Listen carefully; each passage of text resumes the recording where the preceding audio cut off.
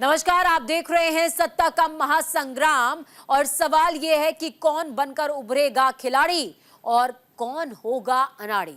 मैं हूं आपके साथ पूजा मोहन पांडे। महाराष्ट्र और झारखंड में इलेक्शन खत्म हो चुके हैं। एग्जिट पोल ने फर्स्ट ट्रेलर भी दिखा दिया है, या यूं समझिए कि टीजर सामने ला दिया है। और अब 23 नवंबर यानी कि एग्जिट पोल की पोल खुलने का भी टाइम आ चुका है। क्या लोकसभा चुनावों में बढ़त बनाने वाली अगाड़ी की गाड़ी अब फंस गई है? क्या महायुति सरकार रिपीट कर रही है? विदर्भ में 62 सीटों में कांग्रेस को कितनी सीट मिली? मुंबई की 36 सीटों में उद्धव ठाकरे की कितनी चली? महाराष्ट्र में बढ़ा हुआ वोट किसका समीकरण बिगाड़ रहा है? इसे समझने के लिए देखिए हमारी ये खास रिपोर्ट।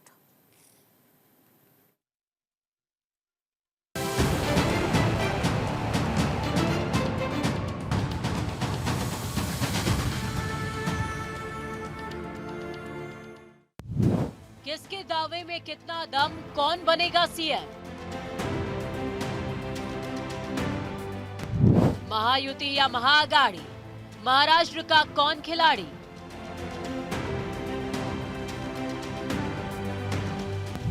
फडणवीस उद्धव को मिलेगी सत्ता या शिंदे को चांस?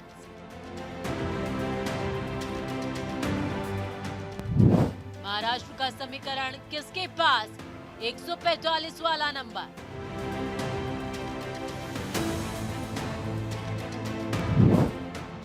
महाराष्ट्र में किसकी चली? कांग्रेस को कितनी मिली?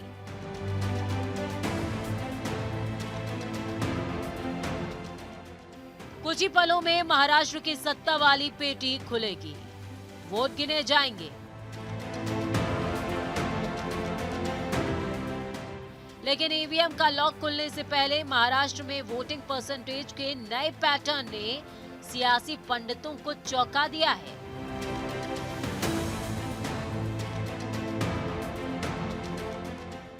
महाराष्ट्र में बढ़ा मतदान, किसे फायदा किसे नुकसान?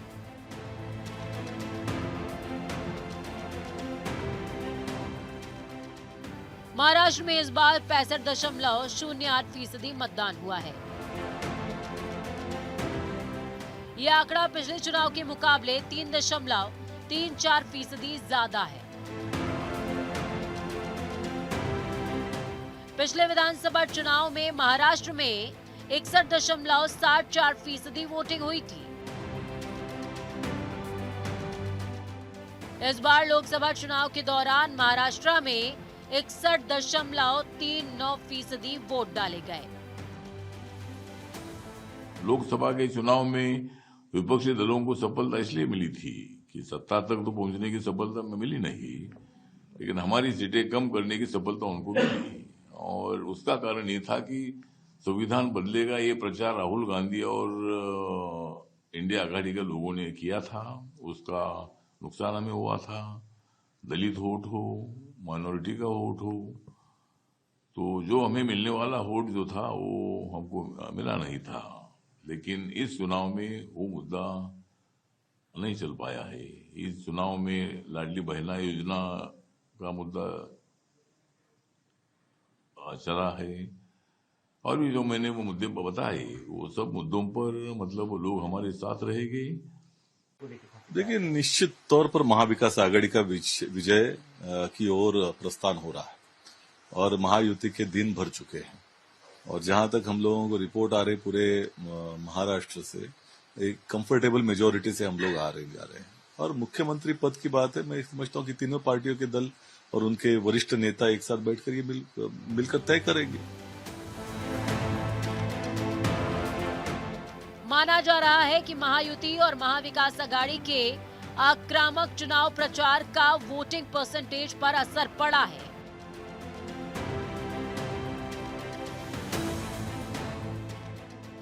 महाराष्ट्र का ये वोटिंग परसेंटेज क्या इंडिकेशन दे रहा है?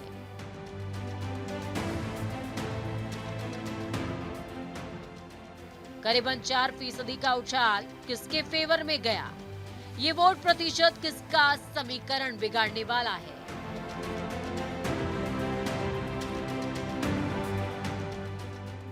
महाराष्ट्र में सियासी इतिहास में अब तक 2 ही मौके ऐसे आए हैं जब वोटिंग प्रतिशत ज्यादा रहा।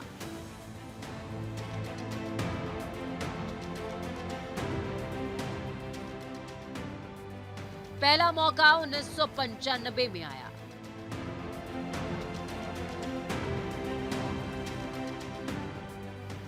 जब यहां 71.69% मतदान हुआ।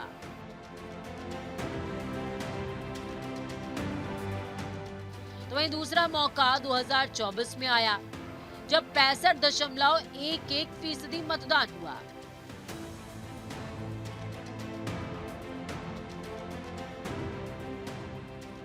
बीजेपी और शिवसेना ने महाराष्ट्र में पहली बार सरकार भी 1995 में बनाई थी।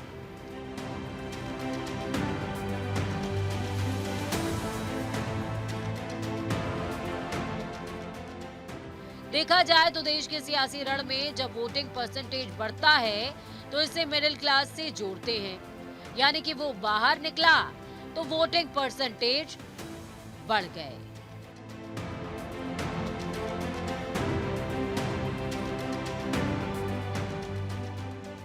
नहीं निकला तो वोटिंग परसेंटेज घट गया। महायुति और महाआघाड़ी के दल वोट गणित सॉल्व करने में जुटे हुए हैं। सत्तारूढ़ बीजेपी और शिवसेना एनसीपी अजीत गुट बढ़ी वोटिंग का गुणा भाग करने में जुटे हुए हैं और अपनी जीत के दावे कर रहे हैं। शिवसेना उद्धव और शरद पवार की एनसीपी बढ़े हुए वोटिंग परसेंटेज को जनता विरोध के रूप में काउंट कर रही है। मुंबई बीजेपी और यूनाइटेड शिवसेना का ही गढ़ रहा है।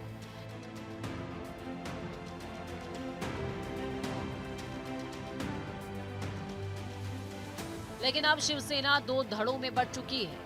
इसका असर भी साफ दिख रहा है। उद्धव सेना को जबरदस्त नुकसान हो रहा है। –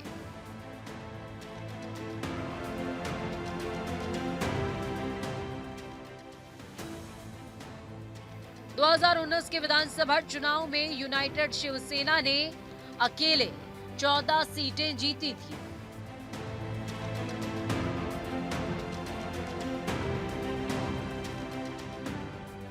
बीजेपी ने 16 और कांग्रेस ने कुल 4 सीटें जीती थी।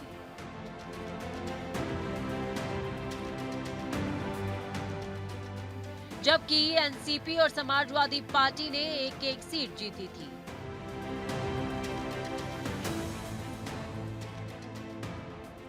हमें पूरा विश्वास है कि हमें बहुमत प्राप्त होने जा रहा है। 160, 165 तक हम विधायक हमारे चुनकर आएंगे।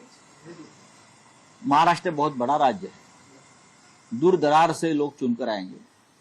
मुंबई में आने के बाद उनके लिए रहने के लिए जगह नहीं है, कहाँ रहेंगे वो, भागम भाग होगी, उनके ऊपर प्रेशर रहेगा ये लोगों का, खोखे वालों का। तो सबकी रहने की व्यवस्था एक होटल में एक जगह पर करने की योजना हम बना रहे हैं। देखिए बात ऐसी है, भूमिका शरद पवार साहब की तो रहेगी, कांग्रेस पार्टी की रहेगी और उद्धव ठाकरे साहब की भी रहेगी ना। ये महाविकास आघाड़ी है और हमारे साथ जो छोटे छोटे दल हमारे साथी है, जैसे कि समाजवादी पार्टी के लोग चुनकर आ रहे हैं, कम्युनिस्ट पार्टी के लोग चुनकर आ रहे हैं, शेतकरी कामगार पक्ष है वहाँ एक, उनके लोग चुनकर आएंगे, कुछ इंडिपेंडेंट आएंगे। लेकिन हमारा बहुमत जो है महाविकास आघाड़ी का वो पूरा बहुमत रहेगा। तो सब एक साथ बैठकर कल हम निर्णय लेंगे। ये तो बात हुई सीटों के समीकरण की। महाराष्ट्र चुनाव में अब सीएम के चेहरे को भी लेकर कंफ्यूजन बरकरार है। रिजल्ट अनाउंस होने में बस कुछ ही देर बाकी है, लेकिन उससे पहले एक लड़ाई महाविकास आघाड़ी में सीएम के फेस को लेकर शुरू हो गई है।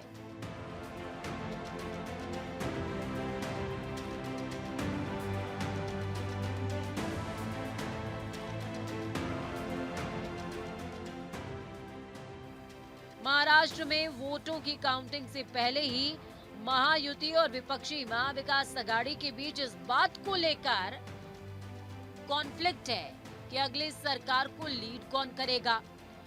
दोनों खेमों के घटक दल सीएम पद को लेकर अपनी अपनी खिचड़ी पकाने में लगे हैं।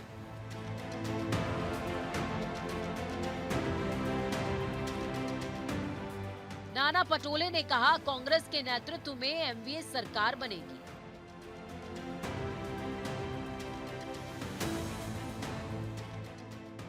संजय राउत ने कहा, सीएम का चेहरा सभी मिलकर तय करेंगे।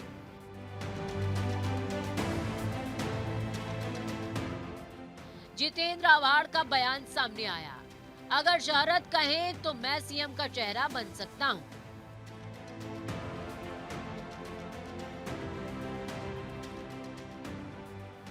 अगर आप सोच रहे हैं कि ये खिचड़ी सिर्फ एमवीए में पक रही है, तो आपको बता दें कि महायुति में भी कुछ ऐसी ही खिचड़ी पक रही है, जहां एनसीपी अजीत गुट में अजीत पवार को सीएम चेहरे की तरह पोर्ट्रे किया जा रहा है।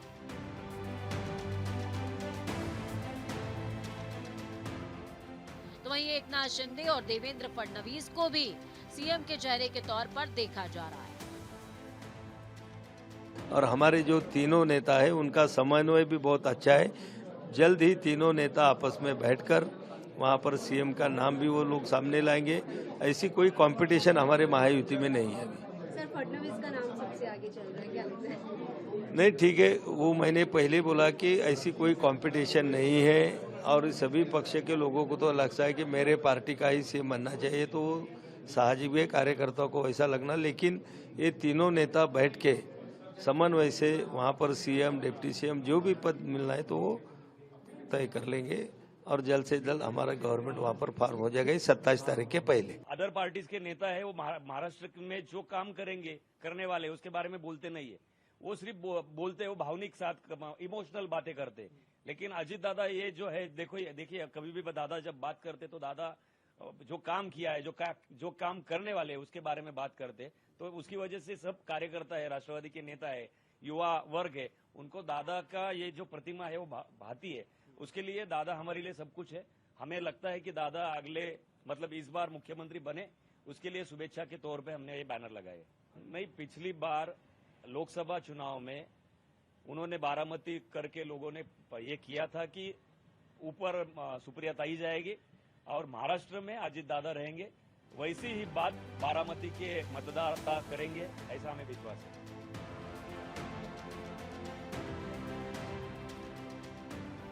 यानी कि गठबंधन के अंदर की एक प्रेशर पॉलिटिक्स क्रिएट हो गई है। फिलहाल नेताओं के स्क्रिप्ट से अलग जनता की स्क्रिप्ट होती है।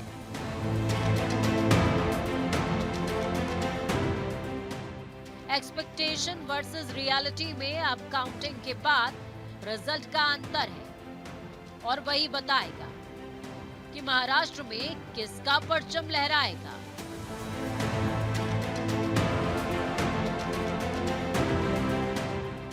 Bureau report, news India.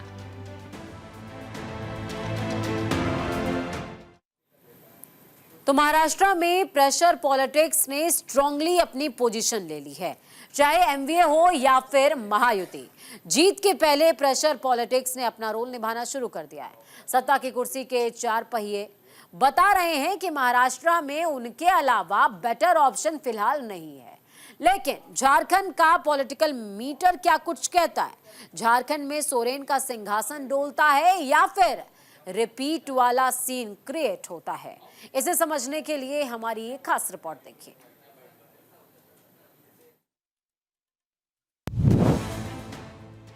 Jharkhand में काउंटिंग किसका tempo high?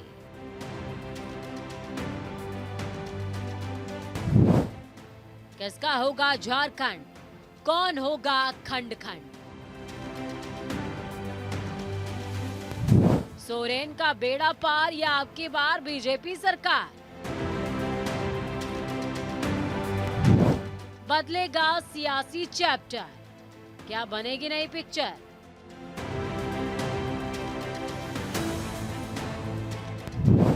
Solid vote percentage, रीत का मीटर किसका हाई?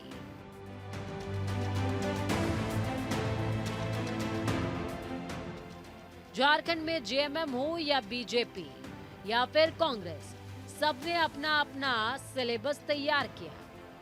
जनता ने भी सिलेबस के मुताबिक अपनी वोटिंग की। अब जनता के फरमान का पिटारा खुलने ही वाला है।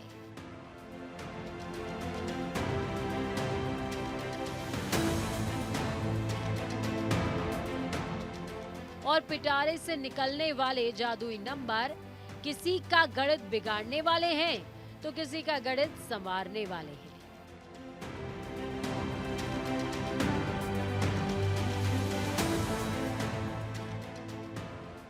वोट काउंटिंग के बाद ये पता चलने वाला है कि हेमंत सोरेन की हिट पिक्चर दिखने वाली है या फिर बाबूलाल मरांडी को चांस मिलेगा।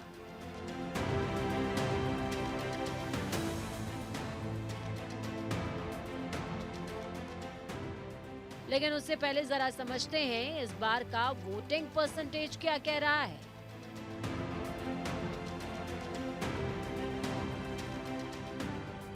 अगर साल 2019 में हुए विधानसभा चुनाव की बात की जाए तो उस वक्त 65.38% वोटिंग हुई थी।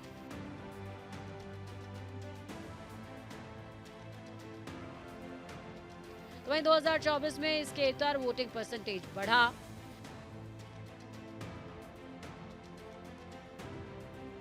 जहां पहले फेज में झारखंड में 66.65% वोटिंग हुई।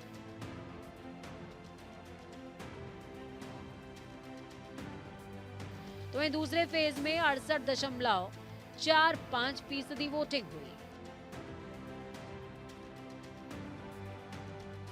जिसका वोटिंग परसेंटेज बढ़कर 2.17% हो गया।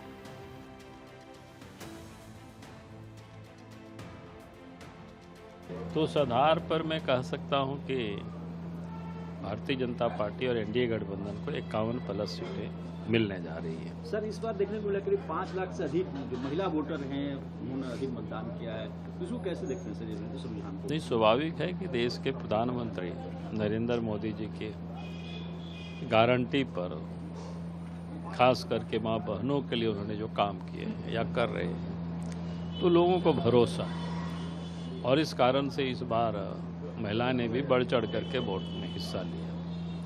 5 साल की परफॉर्मेंस वाली सरकार को, लीडरशिप को, हेमंत सोरेन जी की लीडरशिप को, पॉलिटिकल उथल पुथल के बावजूद स्टेबिलिटी दी 5 साल, उसको देखकर और उनने लोगों के लिए डिलीवर किया। स्पेशली 50% आबादी महिलाओं को एक सम्मान दिया। उस सम्मान के बदले झारखंड की महिलाओं ने गठबंधन को सम्मान दिया।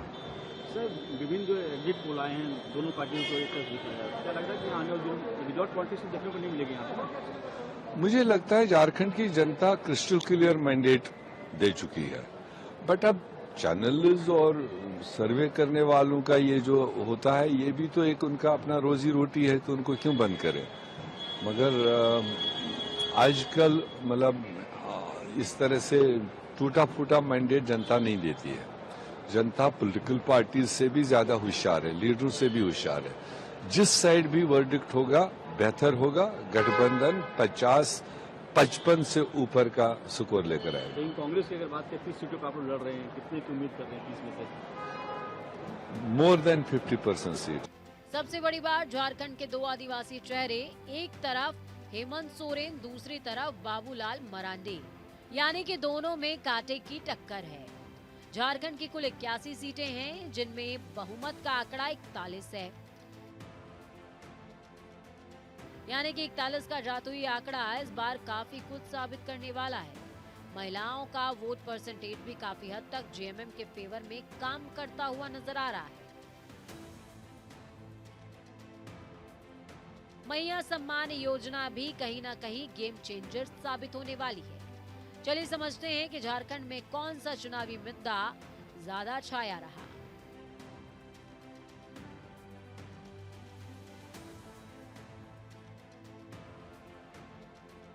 इस बार झारखंड में बांग्लादेशी घुसपैठ का मुद्दा हॉट टॉपिक रहा, जिस पर वार पलटवार पीक पर दिखा। डेमोग्राफी चेंज करने का आरोप, लैंड जिहाद, लव जिहाद, धर्म परिवर्तन जैसे मुद्दों ने अपना एक अलग बैलेट ग्राउंड तैयार किया। आदिवासी अस्मिता, भ्रष्टाचार और बेरोजगारी भी ट्रेंडिंग नजर आया। मैं बड़बोलापन नहीं करूंगा, वक्त का इंतजार करें।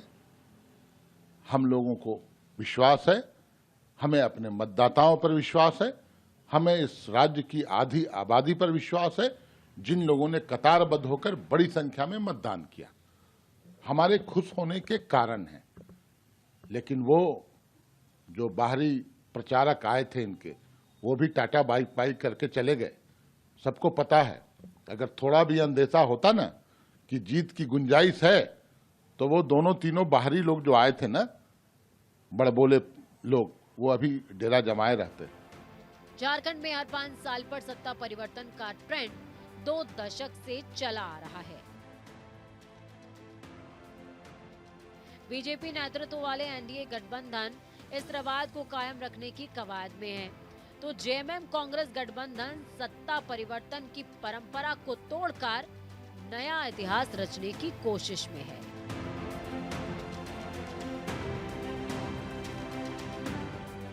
सीएम हेमंत सोरेन अपनी सत्ता को बचाए रखने की हर संभव कोशिश में जुटे हैं, लेकिन सारा दारोमदार कांग्रेस पर टिका हुआ है। कांग्रेस अपने कोटे की अगर सीटों पर बेहतर प्रदर्शन नहीं करती है, तो हेमंत सोरेन के लिए अपनी कुर्सी बचाए रखना आसान नहीं होगा। साल 2019 की बात करें तो विधानसभा चुनाव 2019 में 81 विधानसभा सीटें, जिनमें से जेएमएम ने 20 सीटें जीती थी, कांग्रेस ने 16, तो आरजेडी और सीपीआईएमएल ने 1-1 सीट जीती। निश्चित रूप से हम लोगों को जनता जनार्दन पर भरोसा है और उन्होंने जिस तरह से मैंडेट दिया है, हम ये कह सकते हैं हम दोबारा सरकार बनाने जा रहे हैं, हम मजबूत सरकार बनाने जा रहे हैं और हम अंतिम पायदान पर बैठे व्यक्ति को फिर से एक बार जो सारी योजनाएं हैं उसको देने जा रहे हैं। ब्लॉक में सबसे ज्यादा 43 सीटों पर जेएमएम ने चुनाव लड़ा। इसके बाद 30 सीटों पर कांग्रेस और 6 पर आरजेडी मैदान में रही। 2019 के चुनाव में कांग्रेस ने 16 सीटें जीती थी। इस बार पार्टी 6 से 8 सीटों पर सिमट सकती है। जेएमएम को भी नुकसान होता दिख रहा है।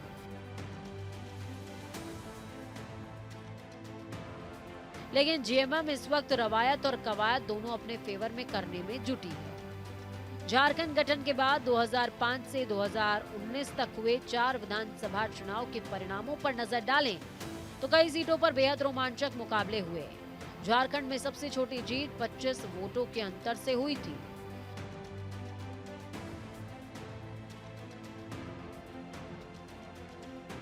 वहीं जीत हार का सबसे बड़ा मार्जिन 72,643 वोटों का रहा।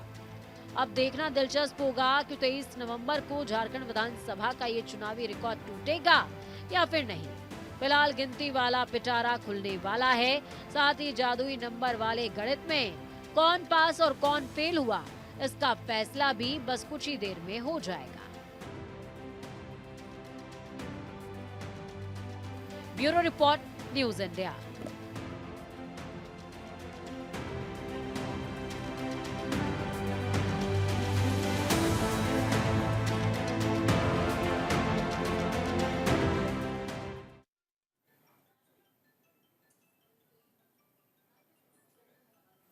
तो सत्ता के महासंग्राम का टेम्पो हाई है और जनता ने किसकी बात बनाई है, किसे खिलाड़ी किसे अनाड़ी घोषित किया है, ये कल देखेंगे। फिलहाल जनता जनार्दन का फैसला ईवीएम में कैद है।